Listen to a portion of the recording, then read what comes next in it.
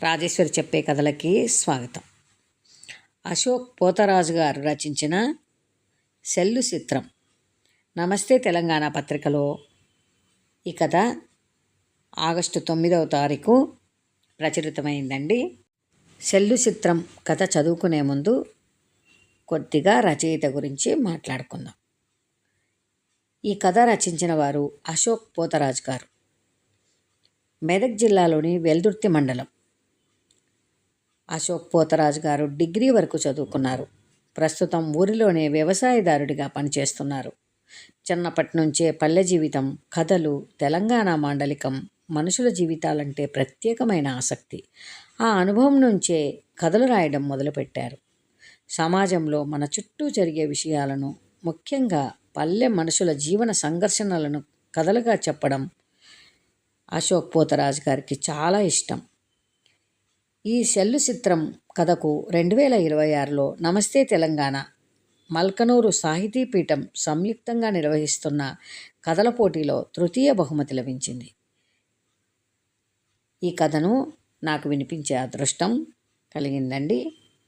మీ అందరూ ఈ కథని ఆదరించాలి, నా ఛానల్ని ఆదరించాలి. మీరు కొత్తగా నా ఛానల్ చూసే వాళ్ళైతే లైక్ చేయండి, షేర్ చేయండి, సబ్స్క్రైబ్ చేయండి. ఇక కథలోకి వెళ్ళిపోదాం. తెలంగాణ యాసలో ఉందండి ఈ కథ. ఎక్కడైనా తప్పులుంటే మన్నించండి. ఇక కథలోకి వెళ్ళిపోదాం. ఇంటి ముంగట మంది బగ్గనే జమైండ్రు. అయ్యో మల్లేషా, మా ఇంటికన్నా వచ్చి ఒక్క ముచ్చటైనా చెప్పకపోయా, ఎంత పని చేసిండు, ఇప్పుడు వాని పెండ్లాం పిల్లలు ఆగమయ్యరు అని కొంగు మూతికాడబెట్టి ఒక్క తీర్ఘ దుఃఖం వెళ్ళబోస్తోంది రామక్క. మల్లేష్ పెండ్లాం పద్మ చుట్టూరా కూర్చొని వాడకట్టోళ్ళంతా కూడి శోకాలు పెడతారు. అవునే పద్ది, ఏమైందే పగిటేలా ఏ సప్పుడు లేకుండే మంచిగానే ఉంటుంది కదనే, రాత్రి ఏమనుకున్నారే, పానం తీసుకునే అంత కట్టమేమొచ్చిందే చెప్పవేమే అని అడుగుతోంది రామక్క. ఆమె ప్రశ్నలకు జవాబిస్తలేదు, లోపటున్నది బయట పెడతాలేదు. అండ్లదండ్లనే కుమిలి గోడ కొరిగి మొగుడిని అత్తని దీనంగా సుత్తన్నది పద్మ. ఓ తమ్మి, నా తమ్మి, నువ్వెంత పని చేస్తువిరా నా అయ్యా అని గట్టిగా వర్లుతా 2 చేతులు ఛాతి మీద గుద్దుకుంటా మల్లిగాని మీద వచ్చి పడ్డాడు పెద్దబాబు కొడుకు సాయన్న. అది చూసిన తన భార్య ఒక్కసారిగా దీర్ఘం తీసింది. ఆడున్నోళ్లకు దుఃఖం ఆగుతాలేదు. అందరూ ఏడుపు మొదలుపెట్టిర్రు. జరాగి సాయన్న లేచి, ఓరి పోడరాజు, ఇంటెనక గడ్డాములకెళ్ళి మోపడంత గడ్డి దాపో, కాకన కిందేసిర్రు, గా ఇంత సోయి లేదారా అనే.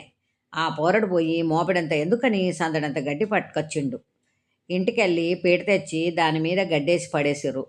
తలాపున గాంచు నూనె, దీపం, అగరబత్తీలు, నొష్టికి ఇంత కుంకుమ, 1 రూపాయి సిక్కతో శవాన్ని సింగారించి ఆకిట్లా ఒక బాదుకు అగ్గి రాజేసిర్రు. రాజు, గా శివన్నకు ఫోన్ చేసి టెంటు కుర్చీలు తీసుకురాపో అనే సాయన్న.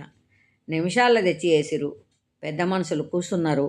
దోస్తులకు ముచ్చట తెలిసి వస్తున్నారు. ఆ టెన్కకి ఈ కార్యం చుట్టపోళ్ళ సెవినేయాలి, తల్లిగారికి మొదలు చెప్పాలి. ఇక ఆ పని మీద ఉండరు. ఎవరికి దోసినోళ్ళు వాళ్ళ బంధువాళ్ళు గానికి ఫోన్లు కొడుతున్నారు. బిర్యానే చేరుతా అంది మతలావు. వెనకటి దినాలు కావాయే. ఇట్లా ఎవరన్నా కాలం చేస్తే మొదలు ఇంటి కాపుతోనే ఊర్లో పొంటి వార్త చెప్పి పంపేది. ఆ రోజులు ఇప్పుడు ఏడున్నాయి? ఫోన్లలోనే సెకండ్ల మీద ఊర్లు దేశాలు దాటిపోతున్నాయి. సింటూ వాకిట్లో పండుకున్న తండ్రిని చూసి లోపటనే బెక్కున పలుకుతున్నాడు. పద్మవాణ్ణి దగ్గరికి తీసుకొని ఏడుస్తున్నది. ఆడున్నోళ్లకు వాళ్ళ గోస చూడవశమై తాలేదు. మందిల రాజంతాత గంగధరి పటేల్తోని, ఏ పోరడు ఏమంత పెద్దోడు కాదు, చిన్న ఈడే 10వ తరగతి చదివిండు, చిన్నప్పటి సంధి ఒక్కడే కొడుకాని పాయిరంగా పెంచి బగ్గలాడు చేసిరు. కానీ వీడిట్లా చేస్తాడని ఎవరనుకుంటారే. సంసారం అన్నాక చిన్న చిన్న జోడాలు అయితేనే ఉంటాయి. అందరి ఇళ్ళల్లో జరిగేటియే. వీళ్ళు ఏమన్నా మీదకెళ్ళి ఊసిపడ్డారు. ఇంటింటికి మట్టిపోయే ఉంటుంది, బంగారు పోయి ఉండదు. గా ఇంట దానికే గిట్లా చేసుకుంటారా? ఊరేమన్నా గుడ్డుపోయిందా? నలుగురిని కూసొండబెట్టి మెప్పించేదుండే. లంగెవలో దొంగెవలో తేలుతుండే. ఉత్తి పుణ్యానికే పానం తీసుకుంటారు. అయినా ఇప్పటి పోరలే ఇట్లా జమ అయిండ్రు. వాళ్ళ కదర్ల లేక ఇట్లా చేసుకొని ఇంకో నలుగురిని నేర్పుతాండ్రు. వీని పనికి నా వారేతు అని అంటున్నాడు. ఇది జరగడానికి కొన్ని రోజుల ముందు ముచ్చట. మబ్బుల 5 గొట్టంగా లేచి, అవ్వా నేను బాయికాడికి పోతున్నా, ఇవాళ మిరప చెట్లు మందు కొట్టాలే, పొద్దంతా ఆడే పని ఉంటుంది, సింటుగాడిని బడికి పంపి దాన్ని తోలుకొని ఇంత సర్ది పట్టుకరాయే అని బావి బాట పట్టిండు మల్లేష్. వాకిట్ల సాన్పి జల్లుతున్న తల్లి ఏదో అనబోయింది. అది వినబడినట్టు వాడు చీకట్ల కలిసిపోయిండు. ఇక వీనికి చెప్పినా లాభం లేదని ఆ లోటాల పెండ నీళ్లను లక్కొద్దీ వాకిలికేసి సరుస్తున్నది. మొక్కంగా పుట్టిండు ఒక్కగానొక్క కొడుకు అని గావురంగ పెంచి పెద్ద చేస్తే నడిమంత్రాన అయ్యబోయిండు. గంజో గాసమో దాగి కడుపు కట్టుకొని ఇంతటోని చేసిందామె. ఇక వీని పెళ్ళాం పేరు పద్మ. మేనమరదల్నే లగ్నం చేసుకున్నాడు. ఇంటర్ చదివింది. మా హుషారుంది కానీ దానికి సెల్లు సోకెక్కువ. ఎప్పుడూ అండ్లనే దాని పానం అంతా. ఫోటోలు దిగాలే, రీల్స్ చెయ్యాలి, సోషల్ మీడియాలో పెట్టాలి. పెండ్లైనాక మారుతుంది అన్నారు కానీ ఆ సోకు ఇంకా ఎక్కువైంది. ఆ రీల్స్ చూసి చుట్టాలు వాడకట్టోళ్ళు అట్లా చెయ్యొద్దని చెప్పిరు. అయినా వాళ్ళ మాట పట్టించుకోలేదు. దాని సోకు దానిదే. మేనమరదలేనని వీడు కూడా అంతగా పట్టించుకోలే. దాని కడుపులో గాయ కాస్తే అదే సంసారం రోకులు పడుతుందని అనుకున్నాడు. లగ్గమైన ఏడాదికే కొడుకు పుట్టిండు. అయినా ఫోన్ చూసుడు ఇంకా ఎక్కువనే అయింది. అంబటాల దాకా పన్న పక్కలకెళ్ళి లేసేది కాదు. గంతకు దగ్గ బొంతేలే దాపురించిందని అత్త బాధ. తెల్లారంగా వాడకట్టల సర్రు సర్రుమని సీపుర్ల సప్పుడు, కోడి కూతలు, పశువుల అరుపులు, రాముల గుడి కాడి మైకి సెట్ల కలిసి ఊరంతా నిద్రలేస్తున్నది. సాన్ఫిసల్లుడు అయ్యింది. ఇట్లా బోళ్ళు ముంతలు సదిరే సప్పుడుకు పోరడు బొంత నిండా కప్పుకొని తల్లి పక్కలకు జారిండు. పొద్దు పోడుపోస్తా అంటే మీకు నిద్రెట్లా పడుతుందే? పక్కబొక్కులు నొస్తలేవా? మీ నిద్రకు అగ్గి తగలా లెవరేందే? ఆ గున్సుడుకు పద్మ లేచి అత్తను కోపంగా చూసి పక్కనున్న సెల్ తీసుకొని ఆ రోజుకి ఏం స్టేటస్ పెట్టాలని రీల్స్ సెలెక్ట్ చేస్తున్నది. ఆ పాటల సప్పుడుకు పోరడు లేచి తల్లి చేతిలో ఉన్న సెల్లు వెలుగులనే సూర్యోదయం చూసిండు. అమ్మా, బాయిల బల్లి పాట పెట్టు, నిన్న చేసినవు కదా, పొట్టు పొట్టు లైకులు వస్తాయే అనే ముసిముసిగా. సరేరా అని అదే పోస్ట్ చేసింది. నా కొడుకు రాత్రింబగలు కష్టపడి పెయ్యి పుండు చేసుకొని బురద బుక్కి పొరలాడుతుంటే మీరేమో గీ ఫోన్లతో తైతక్కలాడుతున్నారు. ఆమె మాటలు వినిపించనట్లే బయటికెళ్ళి బనుకు మీద కూర్చొని రీల్స్ చూస్తున్నారు ఇద్దరు. ఆమె బోళ్ళు తెచ్చి జాలట్లేసి చెంబు తీసుకొని బయటికి నడిచింది. పద్మ ఫోను పోరన్కిచ్చి జాలట్లకు పోయింది. తర్వాత వాకిట్లో ముగ్గేస్తూ మాటిమాటికి పోరన్ చేతిలో ఫోన్ దిక్కే చూస్తున్నది. టన్నుమని కామెంట్ల సప్పుడు మోగుతున్నది. గా సప్పుడుకు ముగ్గు ఆపి ఫోన్ తన చేతులకు అందుకొని ఎంతో ఆశగా కామెంట్లు, లైకులు ముసిముసిగా చూస్తూ నవ్వుతున్నది. చంద్రముఖి పూనిన గంగోలే 2 కండ్లు పెద్దగా చేసి, అత్త పాలు తెచ్చి, అయిందా నీ ఫోను నూకుడు? పొయ్యి రాజేసి ఇంత కూడు ఉడకబెడితే బాయి మొఖాన్ని పోవాలే. అరే సింటూ, తానం చేసి ఇంత తిని బడికి పోదు తయారుగాపో అని ఒర్లింది అత్త. వాడు జాలట్లకు ఉరికిండు. ఈమె ఫోన్ ఛార్జింగ్ పెట్టి గా పని ఎలా పడ్డది. కానీ మనసు మాత్రం ఆ టింగుమనే నోటిఫికేషన్ల మీదనే ఉంది. పోరడు బడికి పోయిండు. వీళ్ళు సర్ది కట్టుకొని బావి బాట పట్టిర్రు. వంట ఒక చేతిలో నెత్తిన సర్దిగంప, ఇంకో చేతితో సెల్లు చూస్తాంది పద్మ. ఎదురుగా రవి సైకిల్ మీదొచ్చి, ఏమొదినే ఇవాళ రీల్ మస్తుంది అని నవ్వుకుంటా పోతాండు. అవునా పిల్లగా, అంత బాగుందా? అయితే షేర్ చేసి స్టేటస్ పెట్టుకో అని వయ్యారాలు పోతున్నది పద్మ. అది ఏం రీలో ఏందో, ఇదెప్పుడు మా సంసారాన్ని బజార్లో పెడుతుంది కానీ లోపలే బుగులు పడ్డది అత్త. అటు ఇటు మెల్లగా బాయికాడికి చేరిరు. చెట్లకు పురుగుమందు కొడతాండు మల్లేష్. వానికి రోజు పని. చేను పూతకచ్చి ఆకు మడత పడుతుంది. ఈ పంట మంచిగొస్తే పటేల్ బాకి సుత్త చెయ్యాలని వాని కోరిక. అగ్గో గా కొసల కొడుతున్న మందు వాసన బాయికాడి గుడిసెలకు ఇసురుతాంది. ఎట్లా భరిస్తాండో ఏమో. నెత్తికి తువాలు తప్ప మూతికి బట్ట సుత కట్టుకోలే కొడుకు అని తల్లి తలడిల్లుతాంది. అదేమీ పట్టనట్టు పద్మ ముఖం మీద కొంగు కప్పుకొని రీల్స్ చూసుకుంటా మురుస్తోంది. అట్లుంటది మరి దాని పని వరస. ఒకనాడు భారీ వర్షం. పొలానికి పోయినోడు ఇంటికి రాలేదు. ఏమే కొడుకు ఇంకా రాకపాయే? నువ్వేమో ఆ ఫోన్లకెళ్ళి మూతి తీయవు. ఈ జోరు వానల యాడ ఆగిండో? గా ఛత్రి తీసుకొని పోయి చూసిరాపో అనే అత్త. సరేనని ఛత్రి పట్టుకొని పోయింది పద్మ. పొంగతోవల ఒక చెట్టు కింద ఆగి ఆ చినుకుల్లా రీల్ చేద్దామని అనుకుంది. అక్కడ రాలిన ఆకుల కింద పాకురు పట్టింది. చూడలే పొల్ల. కాలు లేపి ఒక దుంకు దుంకి జారి చొక్కా బోర్లబడ్డది. ఫోను నీళ్ళల్లో పడ్డది. మోకాలి నుంచి నెత్తురు వానధారలా కలిసి ఎర్రని కుంకుమలే పారుతున్నది. లేచి ఏడుపు ముఖంతోని ఇంటికి నడిచింది. వాన ఆగింది. ఇల్లు చేరుకున్నాడు భర్త. ఇంటికొచ్చి దాని ఏడుపు విని ఏమైందని అడిగితే జరిగింది చెప్పలేక తొవ్వలో జారిపడ్డానని అబద్ధం. కాలుకు మొలాన్ రాసిండు. దెబ్బ తగిలిందనే బాధ లేదు. దాని పానమంతా సెల్లు నానిందనే. టౌనుకు పోయి ఆ సెల్లు బాగు చేయించేదాకా వినలేదు, తినలేదు. ఇంత సెల్లు పిచ్చి ఉన్న మనిషిని భరిస్తూ ఆ బాధను ఎవరికి చెప్పుకోవాలో తెలవక వాడు నలిగిపోతున్నాడు. తెల్లారి చేన్లకు పోయి చూస్తే వానకు సగం పూత రాలిపోయింది. చేసిన కష్టం గంగపాలైందని బాధపడ్డాడు. రైతు కష్టమంటే ఇంతే. వానే మురిపిస్తుంది, వానే ఏడిపిస్తుంది. అట్లా తొలత కిట్ట మిర్చి తెంపి మార్కెట్లో అమ్మిండు. తక్కువ పైకమే వచ్చింది. అమ్మితే వచ్చిన పైకం అకౌంట్లో జమ చేసిండు. వాని చిన్న ఫోను మొన్న వానలో తడిసి పాడైంది. కొత్త ఫోను కొనేదాకా తన సిమ్ము పద్మ ఫోన్లో వేసుకున్నాడు. అటు పటేల్ అప్పు, ఇటు తల్లి కంటి పరీక్ష. వచ్చిన పైకం మేమో ఎటు సరిపోదని రెండో కిత్తల తెంపిన పంట అమ్మినాక అప్పు తీర్చి కొత్త ఫోన్ కొందామని అనుకున్నాడు. ఆ సాయంత్రం ఊళ్ళో దండోరం మోగింది. కచేరి కాడ ప్రోగ్రాం పెడుతున్నారు. పిల్ల జల్ల ముసలి ముతక అందరూ రావాలని ఊరంతా కచేరి కాడికి చేరుతున్నారు. కచేరి ముంగిట స్టేజి, దాని మీద ఒక పెద్ద పలక టీవీ, సౌండ్ బాక్సులు పెట్టిర్రు. అక్కడ ఉన్న పోరలు ఇట్లా అనుకుంటుండ్రు, ఏరో ఏంది ఈ ప్రోగ్రాం? బలగం సినిమా లెక్క గా రాజు రాంబాబు సినిమా చూపిస్తారా ఏంది? ఏ ఊకోరా, సినిమా అయితే సర్పంచ్ సాబ్ చూపిస్తాడు కానీ పోలీసులు ఎందుకొస్తారు? అరే గా టీవీ చూస్తా అంటే ఇదేదో సర్కారు దవాఖానలా చెప్పే ముట్టుకుంటే అంటుకునే రోగం ఉంటుంది చూడు, గదేరా ఎయిడ్స్ రోగం. ఆ ప్రోగ్రాం అనిపిస్తాందిరో.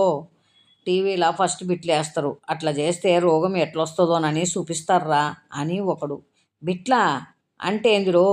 హే గవేరా, మన సర్పంచ్ రోజు గడ్డా వెనక చేసేటియే అనే పాయింట్ మీదికి ఎగజక్కుతూ, చల్ మీరు అనుకునేది కాదరా, సైబర్ నేరగాళ్ళు మన ఫోన్లకు మెసేజ్లు పంపి అవి ఓపెన్ చేస్తే మన అకౌంట్లో పైసలు ఎట్లా మాయం చేస్తారో చూపెట్టనీకి పెట్టిన ప్రోగ్రాం అని బ్యానర్ మీద ఉన్న అసలు సంగతి చదివి అందరినీ చల్లబడగొట్టిండు రాజు.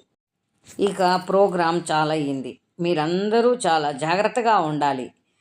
తెలియని వ్యక్తులు మీ ఫోన్లకి పైసలు వచ్చినాయని ఆశ చూపి లింక్ పంపుతారు. అవి ఓపెన్ చేస్తే మీ అకౌంట్లో ఉన్న పైసలు ఖాళీ అవుతాయి అని అనౌన్స్ చేస్తూ అది ఎలా జరుగుతున్నదో ఒక చిన్న సినిమా చూపించారు. కాబట్టి అందరూ ఇక నుంచి జాగ్రత్తగా ఉండాలి అని చెప్పారు. ఈ రోజులే ఇలాంటి కార్యక్రమాలు చేస్తే చాలా మంచిదని, గ్రామ ప్రజలకి ఇది ఎంతో ఉపయోగపడుతుందని పోలీసులు, సర్పంచ్ మాట్లాడారు. అంతటితో ఆ ప్రోగ్రాం ఒడిసింది. అందరూ ఇళ్లకు నడుస్తురు. తొవంట ఓంగా చూసినావే పద్ది, ఊకే దాంట్లోనే మూతి పెడతావు. లేనిపోని ఒత్తితే ఏమవుతుందో సమజైందా? నా అకౌంట్లో లక్షలు ఉన్నాయి మరి, వాళ్ళు ఎత్తుకుపోనికే. ఇక నువ్వేమో నోట్ల కట్టలు జమ చేయబడుతీవి మరి అనే వెటకారంగా. సరే జర పైలం, ఎంతైనా ఈ ఫోను మా సెడ్డదే, ఎప్పుడు ఏం కథ పెడతదో అనుకుంటా ఇల్లు చేరిరు. ఒకరోజు ఇంటికి మనిషిని దోలిండు పటేల్. మళ్ళీ పటేల్ రమ్మన్నాడు, నడు అనగానే కాదనకుండా వీడు వానెంట పోయిండు. నమస్తే పటేలా అనే ఎదురుగా నిలబడి ఆయన పక్కన ఊరి పెద్ద మనుషులు కూసున్నారు. వచ్చినావురా మల్లిగా? అవురా, పైసల సంగతి ఏమాయిరా? పంట అమ్మితివి, అప్పు కట్టబుద్ధి అయితాలే. నాకేం పని బాటలేదారా ఊకే నీ ఇంటికి తిరగనికి? మొన్నటి వానకు పూత రాలి ఏమంత పైకం రాలే, మీకు తెలవంది ఏముంది? ఈ కిత్తలా తెంపి అమ్మి కడతా పటేలా అన్నాడు. సరే కానీ అవురా, నీ పెండ్లాం లవ్ సోకులో పడుకుంటా ఫోన్లు డ్యాన్సులు వేస్తున్నది, దానికి ఏమన్నా కదరున్నదిరా?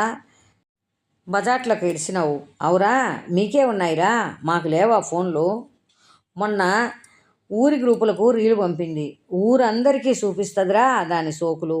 తీసుకున్న అప్పు కట్టని ఈ శాత కాదు కానీ రీల్స్ కావాలి మీకు, రీల్స్. అయినా మీ ఇజ్జిత్కి మీ ఇష్టం, అవన్నీ నాకు తెలియదే. మర్యాదగా పైసలు కట్టు, ఈ ఎలక్షన్లు ఓడిసేదాకా చూస్తా, లేకుంటే పొలంలో ట్రాక్టర్ దిగుతుంది బిడ్డ, చూసుకోమల్లా అని గద్దించిండు పటేల్. అంతమందిలా ఆయన అంటున్న మాటలకు తలకాయ తీసేసినట్టు అయింది వానికి. గా అవమానంతో పోతుంటే తొవ్వల విని దోస్తులు, ఏరో చూసుకుంటూనే పోతున్నావు, ఊళ్ళో కనబడడే లేదు, ఎప్పుడూ గా బాయికాడనే పంటావు, ఊళ్ళో ఏం జరుగుతుంది ఏం సంగతి ఆర్చుకోవారా? సర్పంచ్ ఎలక్షన్లు పడ్డాయి, నీకు పొలం ఇల్లు ఇదే సోయా, నలుగుట్ల తిరగాలే, మాట్లాడాలే, నీకంటే మీ పొలం నయంరా, ఊరంతా రీల్స్ పంపి అందరికంట పడుతున్నది అని నవ్వుతుండ్రు. వీని ముఖంలో కోపం చూసి పటేల్ తాన జరిగిన సంగతి వాని వెంట వచ్చిన మల్లయ్య చెప్తే, అరే ఏమనుకోకురా, ఏదో పరిష్కారానికి అన్నమే కానీ మాకు తెలియదు గా పటేల్ కానీ మగ్ర ఉంచాలంటే మనందరం గూడి ఉపాయం చేద్దాం అన్నారు వాళ్ళు. ఈసారి ఎలక్షన్లకు మన రాజుని దించాలే, పెద్ద చదువులే చదివిండు, మస్తు తెలివి ఉంది, ఉద్యోగం రాక వ్యవసాయం చేస్తుండు, వాన్నే పోటీకి నిలబెట్టాలి అని అనుకున్నారు. అది విన్నాక మల్లేష్ కోపం చల్లబడ్డది. నన్ను, నా భార్యను నలుగుట్లా పలసదనం చేసి నేను పటేల్ మీద ఈ రకంగా పగ తీర్చుకుంటా అనుకొని వాళ్ళతోని కలిసిండు. రాజు మొదలు పటేల్ మీద పోటంటే మామూలు ముచ్చట కాదని భయపడ్డాడు. అరే ఏం కాదు, మేమంతా ఉన్నాం, నువ్వు బువ్వులు పడకు, ఇంకెన్ని రోజులు ఇట్టనే ఉందాం, రాత్రి అందరినీ కూర్చోబెట్టి మాట్లాడుకుందాం, వాడు మనకు అప్పులు ఇచ్చి మిత్తిల మీద మిత్తిలు వసూలు చేసి పిప్పి చేస్తుండు, ఇదంతా అధికారం వాని చేతిలో ఉందనే కదా, వాడిని అడిగేటోడు లేడా అని ఊరంతా ఇష్టం వచ్చినట్టు కట్టుబందు పెడుతుండు, పంచాయతీ నిధుల్ని మాయ చేసి పట్నంలో ఇల్లు కొన్నాడు, మనం ఇట్లానే ఉంటే ఎన్నడో ఊరినే అమ్మేస్తాడు, ఈసారి వాడు ఏమిచ్చినా వద్దనుకుంటా తీసుకుందాం, వాడు ఓటు మాత్రం మనోనికే వేసి గెలిపించుకుందాం, పోటీలో గెలిచి మనమంటే ఏందో చూపుదాం అని ఆ రాత్రి జనాలను పోగు చేసి అందరూ తీర్మానించుకొని నామినేషన్ వేయించరు. ఈ విషయం మెల్లగా పటేల్ చెవిన పడ్డది. సరే వాడెట్లా గెలుస్తాడో అది కూడా చూద్దాం అని రగిలిపోతుండు. ఇక జోరుగా మొదలైంది ప్రచారం. కులాలు, వర్గాలు జట్లుగా విడిపోయారు. ఏదైతే కదా అని అనుకున్నారు. ఎలక్షన్ రోజు ఊరంతా ఓటేయనీకి పోయిర్రు. పగటేలే ఒకటైతాంది. ఓటింగ్ నిమ్మలంగా ఒడిసింది. 2 గంటలకు ఓట్ల లెక్కింపు చాలైంది. మొదలు 3 రౌండ్లలో పటేల్దే పైచేయి. ఇటు గెలుపు మీద రాజుకు కానీ ఆశలు పోతున్నాయి. కానీ 4వ రౌండ్లో అద్భుతం జరిగింది. ఉన్నట్టుండి రాజు మెజారిటీ అమాంతం పెరిగి పటేల్ ఓట్లను చీల్చుతాంది. ఆఖరి రౌండ్లో నువ్వా నేనా అన్నంత పోటీ. చివరికి ఫలితం 3 ఓట్ల మెజారిటీతో రాజు గెలుపు అంటూ మైకు కేకలు పెడతాంది. పటేల్ ముఖం కిందికేసుకొని పోయిండు. గెలిచిన ఆనందంలో అందరూ సంబరాల్లో మునిగిపోయారు. ఇదేమీ తెలియని మల్లేష్ బాయికాడ చేరి మళ్ళా మిరప చెట్లకు మందు కొడతాండు. ఆ రాత్రి పటేల్ ఓడిపోయిన బాధల తన ఇంట్లో మద్దతుదారులతోటి కలిసి ఓదార్పు మందు తాగుతా ఓటమి కారణాలు లెంకుతాండ్రు. 3 ఓట్లతోని ఊళ్ళే ఇజ్జత్ పాయే కదరా, ఏమై ఉంటుందని. అవురా, మొన్న మల్లిగాన్ని తిట్టినందుకు వాడుగా మాటలు మనసులో పెట్టుకొని వానింట్లో ఓట్లు నాకేలేదేమో. అవు ఏమంటావు రెడ్డి సాబ్? ఏమోనే, ఇవాళ రేపు ఎవరిని నమ్మనీకి లేదు. ఏమో వాడు ఎటేసిండో మనకెట్లా తెలుస్తుంది? ఇట్లా నడుస్తున్నది అక్కడ ముచ్చట. ఆ రాత్రి ఊరంతా నిద్రపోతున్నది. పద్మ మాత్రం ఎప్పట్లాగే ఫోన్లో రీల్స్ చూస్తుంది. దాంట్లో నవ్వులు, ఆటలు, పాటలు, బాధలు వస్తానే ఉన్నాయి. అప్పుడు తన వేలు ఒక రీల్ దగ్గర ఆగింది. తక్కువ కాలంలో ఎక్కువ డబ్బులు వచ్చే ఆశను చూపిస్తూ ఒక రీల్. మీరు ఎన్ని రోజులు పేదవారిగానే ఉంటారు? మా కంపెనీలో 1000 పెడితే 10,000 సంపాదించే ట్రిక్ కోసం ఇప్పుడే ఈ లింక్పై క్లిక్ చేసి మీ నెంబర్ను పంపండి అంటూ చూస్తే వారికి ఆశ లేపుతాండు. అది చూసి పద్మ ముఖం వెలిగి తన భర్త పడే కష్టం గుర్తుకు తెచ్చుకుంది. ఒకసారి కొన్ని పైసలు పెట్టి చూద్దాం, పైసలు రెట్టింపై వచ్చాక తనకు సర్ప్రైజ్ ఇద్దాం అనుకుంది. అలా ఆమె ఆ లింక్ ఓపెన్ చేసింది. అక్కడి నుంచి వచ్చిన ప్రతి ప్రశ్నకు ఒకే బటన్ నొక్కింది. క్షణాల్లోకి ఫోన్కి మెసేజ్ వచ్చింది. తెరిచి చూస్తే ఫోన్లో ఉన్న డబ్బులు కనిపించకుండా పోయాయి. తను భయంతో నిద్రపోతున్న భర్తను లేపి మెసేజ్ చూపించింది. వాడు కండ్లు పెద్దగా చేసి అది చదివి ఒక్కసారిగా షాక్ అయ్యాడు. ఏముంది, తన అకౌంట్లో దాచుకున్న డబ్బులు మొత్తం ఎవరికో బదిలీ అయ్యాయి. కోపంతో, మొన్ననే చెప్పిన గదే నీకు ఇసొంటివి జరుగుతాయని. తనకేమీ తెలియదన్నట్లు ముఖం నేలకేసింది. ఇద్దరి మధ్య గొడవ. వాళ్ళ అరుపులకు పక్కనే నిద్రపోతున్న తల్లి లేచి ఏమైందని అడిగితే ఇద్దరి నోట ఉలుకు పలుకు లేదు. తెల్లవారితే పటేల్ డబ్బులకు వస్తాడని భయం, ఎలక్షన్ విషయంలో శత్రుత్వం, తల్లి కంటి పరీక్ష చేయించలేకపోయిన బాధ, పంట నష్టపోయిన ఆవేదన, ఊరిలో రోజు వినిపించే రీల్స్ మాటలు అన్నీ ఒకేసారి వాని కళ్ళ ముందు కదిలాయి. తల్లికి ఏం జరిగిందో తెలియక పొద్దుట మాట్లాడుకుందాం, మీరు పండుకోండ్రి అని మనవడిని పక్కన వేసుకొని నిద్రపోయింది. ఆ రాత్రి వానికి నిద్ర రాలేదు. ఆ చీకటి ఆలోచనలు వాణ్ణి వీడలేదు. అంతులేని కోపం, పద్మ పదే పదే ఫోన్ వైపు చూస్తున్నది. పోయిన డబ్బు తిరిగి వస్తుందేమోనని. కానీ అది జరగని పని. ఇలాంటి లింక్స్తో జాగ్రత్తగా ఉండాలి. కానీ ఆమె ఆశపడింది. ఇప్పుడు ఏమైంది? పొద్దున పోలీస్ స్టేషన్లో కంప్లైంట్ చేద్దామని భర్తతో చెప్పాలని ప్రయత్నించింది. వాడు వినే పరిస్థితిలో లేడు. ఓ మూలన బాధతో ఉన్నాడు. పద్మ మంచం మీద కూర్చొని అలాగే నిద్రలోకి జారుకున్నది. తెల్లవారుతున్నది. అప్పుడే ఒక నిర్ణయానికి వచ్చాడు. తనకు చావే పరిష్కారమని. ఎవరితో ఏమీ చెప్పలేదు. చివరిసారిగా అందరినీ తనివితీరా చూసి దండం మీదకి తువ్వాలుతో ఇంట్లో దూలానికి వేలాడాడు. ఊరికి ఈ విషయం తెలియదు. కానీ పద్మకు మాత్రం తెలుసు. తన భర్తను చంపింది అప్పు కాదు, పరువు కాదు, తెలిసి కూడా ఫోన్లో ఓకే అని నొక్కిన ఒక చిన్న లింకు అని. ఇదండి కథ. మరొక చక్కటి కథతో మళ్ళీ కలుద్దాం. మీకు ఈ కథ నచ్చినట్లయితే లైక్ చేయండి, షేర్ చేయండి, సబ్స్క్రైబ్ చేయండి. మీ విలువైన అభిప్రాయాలని కామెంట్ బాక్స్లో తెలియజేయండి.